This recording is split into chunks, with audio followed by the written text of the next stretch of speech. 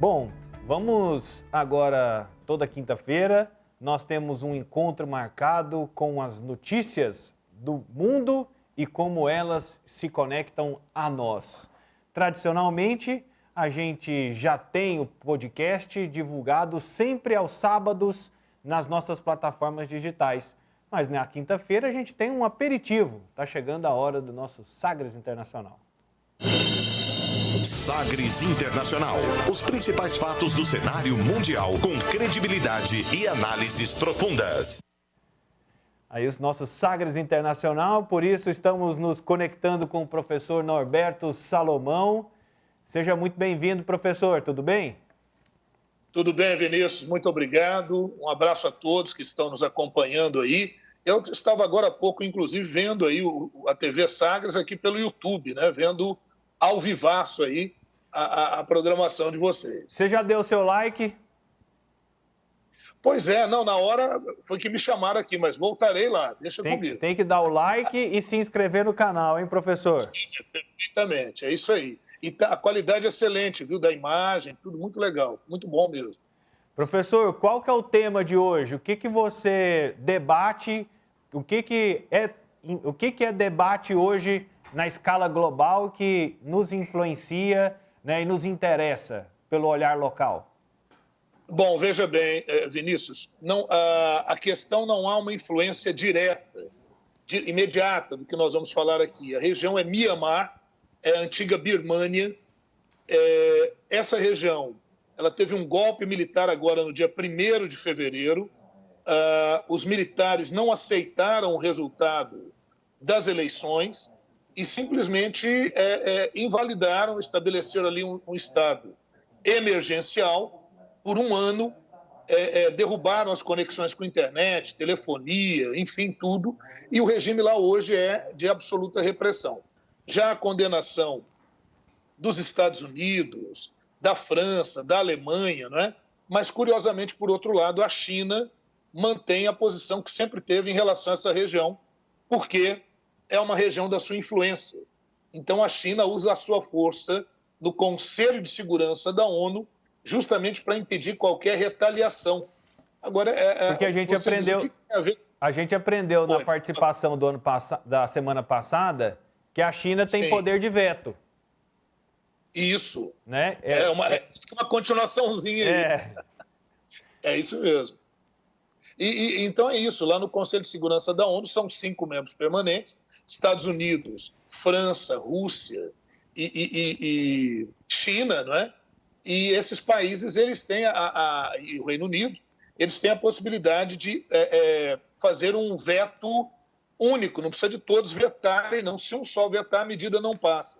Então, se o Conselho de Segurança da ONU quiser estabelecer algum boicote, algum tipo de bloqueio para forçar o regime militar em Mianmar a cair, isso não é possível. E aí você me perguntou como é que isso se conecta aqui com a gente. Eu acho que de uma forma bastante distante, mas nós vimos agora, recentemente, nos Estados Unidos, grupos mais radicais, conservadores, não aceitarem o resultado das eleições, alegarem sem ter prova nenhuma que as eleições foram fraudadas, enfim. Chegaram, inclusive, a invadir lá o parlamento, né? Chegaram, inclusive, a invadir o Capitólio. Então, agora, em Mianmar, coisa similar está acontecendo. Quer dizer, os militares que tomaram o poder alegam que houve fraude nas eleições, mas não apresentam nenhuma prova sobre isso e tomam simplesmente o poder, usam a força militar e tomam o poder. A tomada do poder foi anunciada em um canal de TV que é dos militares, e aí a gente vai fazer daqui a um pouquinho um retrospecto disso, à medida que você também for me provocando por aí, né? Mas a gente teme que algo parecido possa acontecer no Brasil, né? Há um questionamento muito forte no Brasil com relação às urnas eletrônicas, tem gente querendo voto impresso, sem saber da consequência disso. E em 2022 nós teremos eleições presidenciais. Eu entendo que as instituições brasileiras têm que ficar muito atentas para evitar que grupos radicais, não aceitando um resultado adverso, queiram partir nada democráticas. Eu acho que é nesse sentido que há uma conexão. Eu investiguei se há negócios do Brasil com Mianmar. Realmente, Mianmar está um pouco isolado nesse sentido. Os grandes parceiros de Mianmar são a Rússia, a Índia e, efetivamente, a China, que tem investimentos ali. A economia em Mianmar é uma economia, em parte, estatizada, porque o país viveu, desde a sua independência, praticamente, até 2011, num processo de ditadura, num processo ditatorial. Efetivamente, nas mãos de militares pró-esquerda, de militares que falam da via socialista em Mianmar desde 1962. E aí nós tivemos alguns momentos ao longo desse período. Mas eu vou parar um pouquinho aqui a minha fala para ver se você quer me perguntar alguma coisa. Eu quero até aproveitar... eu quero até aproveitar, assim, nós temos a imagem da localização, onde Mianmar está, onde a antiga Birmânia está, aí no mapa a gente pode ver, tem a Índia, tem a Tailândia, isso, tem o Laos, o Vietnã, ela está no sul da China, e é por isso que essa relação com a China é muito forte? Sim, por isso também e porque a China buscou ampliar a sua capacidade de influência e de expansão do seu socialismo naquela região, né?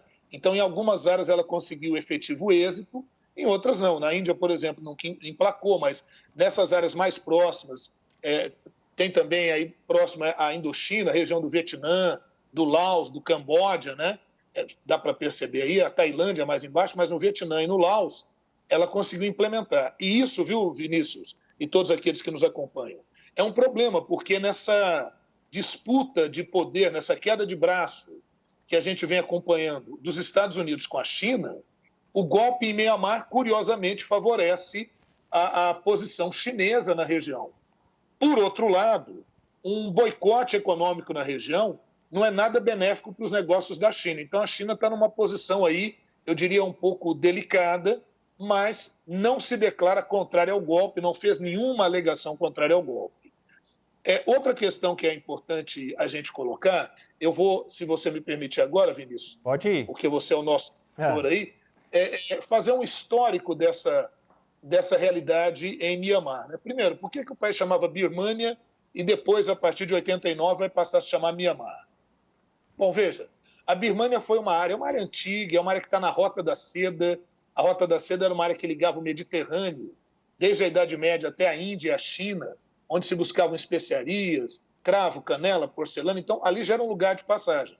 Então, não é um lugar novo. Já teve uma dinastia poderosa, não é? Mas, no século XIX, naquela onda de imperialismo das grandes potências industrializadas da Europa, o Reino Unido dominou aquela área da Birmânia, né? Birmânia em função da etnia Burma, que é uma etnia de religião predominantemente hindu, né? É o hinduísmo, são hinduístas. E essa é a religião que prevalece ali na região, né? São os brahmanes, a região Brum, né? O Bruma, daí o termo Birmânia que ficou. Só que acontece que depois que a região se tornou independente, e aí como é que a região se tornou independente? Eu vou falar um elemento geral que nós vamos repetir em outras oportunidades para outras áreas ali. É assim, gente, do século XIX para o século XX, Inglaterra e França dominavam áreas como Egito, Iraque, Irã, que era a antiga Pérsia, Índia, China, Líbano, Síria.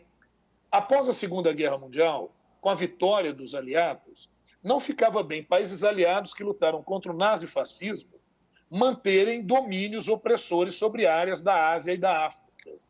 Então, após a Segunda Guerra Mundial, e tendo em vista a criação da ONU, a Carta das Nações Unidas, depois, em 1948, a Declaração dos Direitos Universais do Homem, né, dos Direitos Humanos, isso tudo acabou favorecendo um processo de descolonização de países da África e da Ásia.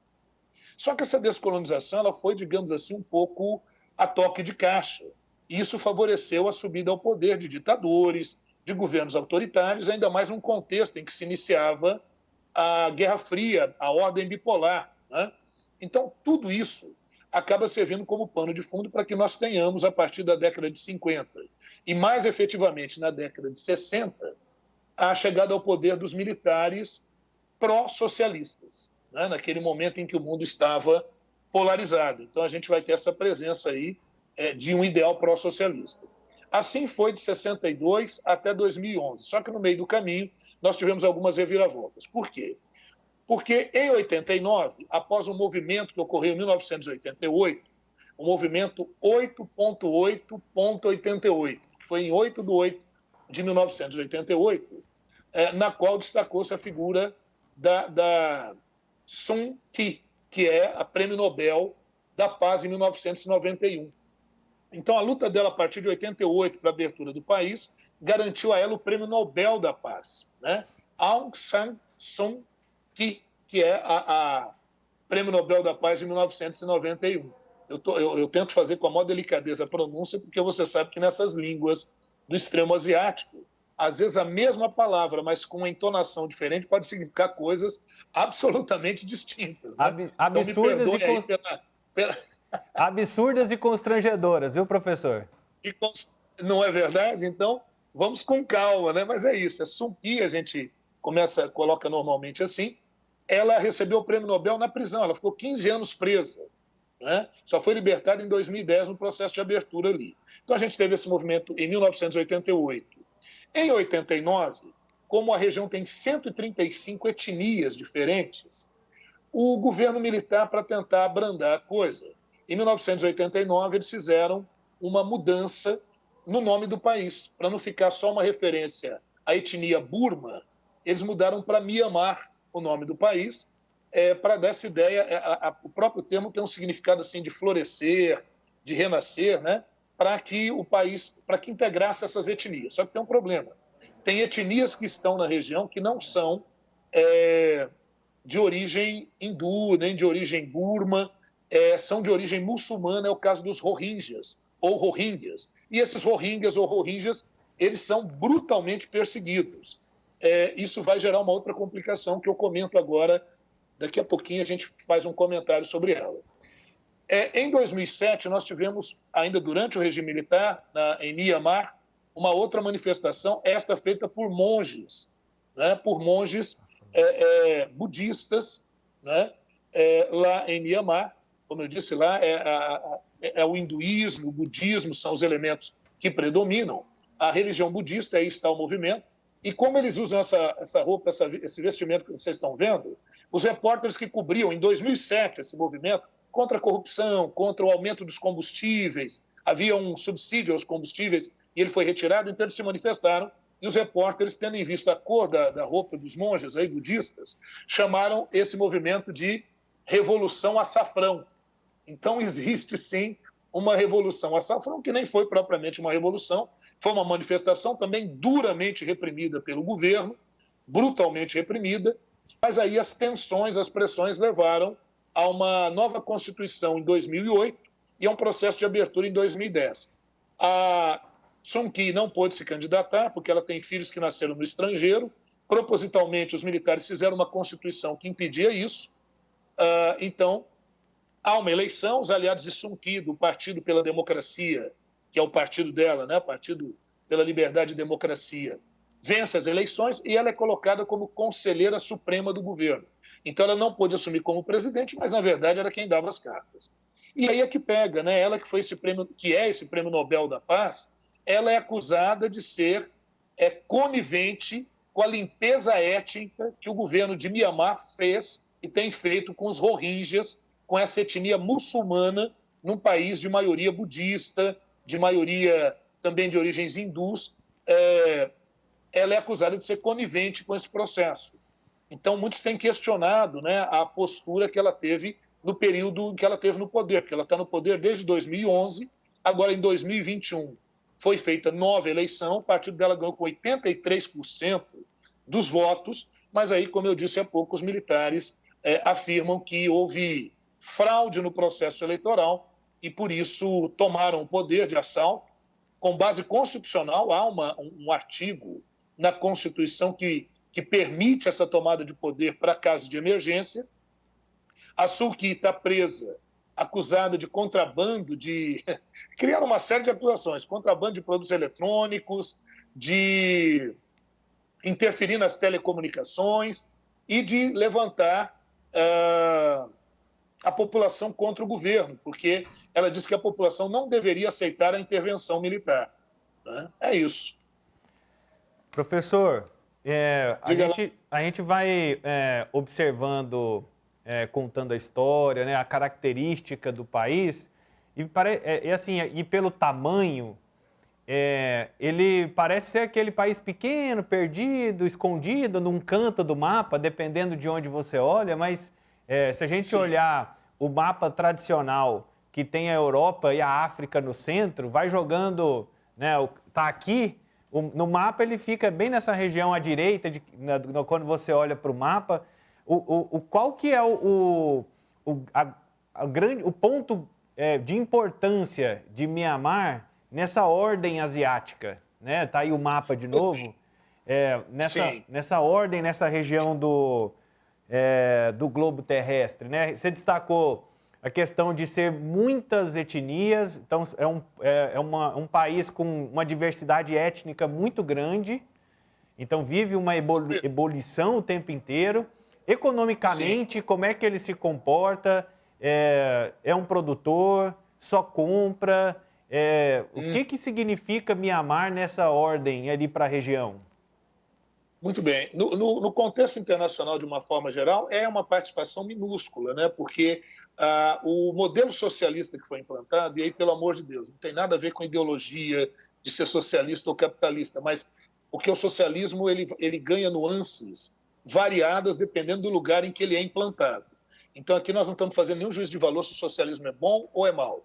Não é por aí. Por exemplo, para você ter uma ideia, na Suécia, na Finlândia, a linha é uma linha socialista, né? Mas não é o mesmo socialismo que foi implantado em Cuba, ou implantado na União Soviética, ou na China. Você vê, mesmo a China, que se diz socialista, trabalha lá com o chamado socialismo de mercado, né? Então, é por aí. Então, eu estou dizendo que esses militares que assumiram, dentro de uma vertente socialista, eles acabaram mergulhando o país numa grave crise econômica, porque não deram dinâmica a esse país, não deram dinâmica econômica ao país, e porque o país será marcado por profunda corrupção. Bom, o país é um grande produtor de arroz, é um importante produtor de arroz ali na região, mas ele muito mais importa tecnologia. Agora, mais recentemente, depois que houve o processo de abertura em 2011, começou a haver um forte investimento estrangeiro, porque estabeleceu-se um regime democrático. Então, você imagina, passou por um investimento estrangeiro, que era em torno de 300 milhões de dólares, para um investimento estrangeiro de 20 bilhões de dólares no país. Então, o país ia se abrindo e ia gradativamente se recuperando. Mas é um país que a distribuição de renda é péssima, a população sofre com poucos recursos, não é? E está num campo de disputa estratégico do poderio asiático da China na região, em contrapartida à tentativa de um avanço do Ocidente, principalmente liderado pelos Estados Unidos. A indústria, o sistema de telecomunicações e a produção de energia é estatizado, é domínio do governo. Mesmo com o processo de democracia em Mianmar, a partir de 2011, os militares continuaram ocupando postos estratégicos e eram responsáveis por nomear diretores de empresas estatais, chefes de polícia. Então, tudo isso faz com que a economia fique um pouco restrita. Agora, que se imaginava um salto, né, na economia, principalmente com o aporte de capitais chineses, mas também de outros países, uma vez que seria uma democracia, esse golpe que foi dado agora, de novo, faz com que a economia em Mianmar volte a ter sérios problemas, né? Vai sofrer retaliações, a administração militar hoje não se diz mais de esquerda, tentando talvez alinhavar um pouco aquela linha com a China, de um socialismo de mercado, algo do gênero, mas até agora não disseram ao que vieram. Mas é isso, viu, Tondolo, dentro da sua pergunta sobre a importância econômica de Mianmar, ela não consegue ter nesse momento, mas não porque não tenha potencialidades para isso, mas por esses altos e baixos do governo e em função desses problemas étnicos e dessas crises humanitárias que são recorrentes na região. Eu não digo nem de importância, mas a contribuição, né? Qual o papel dele em meio ali àquele cenário. Mas, professor, muito obrigado. Vamos encerrando aqui E até a próxima semana, na realidade, até sábado, em mais uma edição do nosso podcast. É isso, sábado com Sagres Internacional, nós vamos ter. Estou muito curioso para ver o que vai acontecer com essa visita do Papa ao Iraque, não é? Porque há 2 dias da visita nós tivemos um bombardeio no Iraque, um atentado lá no Iraque, e o Papa Francisco, mesmo assim, disse que vai realizar essa viagem, então estou bem curioso, ansioso para ver como é que isso vai se desenrolar, e outros fatos que a gente vai discorrer lá, e na quinta-feira o nosso encontro aqui, pode ficar tranquilo que nós vamos escolher um tema importante. Só lembrar que em Mianmar, do golpe que foi no dia 1º de fevereiro para cá, a repressão só aumentou e as manifestações nas ruas têm aumentado. É muito curioso também ver o pessoal fazer aquele símbolo com os 3 dedos dos jogos vorazes. Né? Eles copiaram isso, é um movimento que tinha começado lá na Tailândia, e eles repetem aquele movimento que no livro e no filme é uma oposição à opressão do sistema, né? Então, a ficção vindo para a realidade. Essa eu não sabia. É outra coisa bastante interessante. Só que no livro dos Jogos Vorazes, esses 3 dedos, que a despedida representa, é feita com a mão esquerda. E no filme, quando fizeram o filme, foi com a mão direita e ficou com a mão direita. Mas na Tailândia já teve movimento assim. Em Hong Kong, na opressão contra a China, também fizeram esse gesto. E também aí, agora em Mianmar. É isso. Já falei muito, né? Já ocupei o tempo de todo mundo aí. Mas eu volto na próxima quinta. Obrigado a todos. Fiquem ligados aí no Sagres Internacional. E a gente está preparando, né, Vinícius? Mais coisas aí pela frente, né? Com certeza. Professor, muito obrigado e até a próxima. Conversamos aí com o professor Norberto Salomão, ele que é professor, historiador, professor de geopolítica, participando conosco aqui dentro do nosso Sagres em Tom Maior.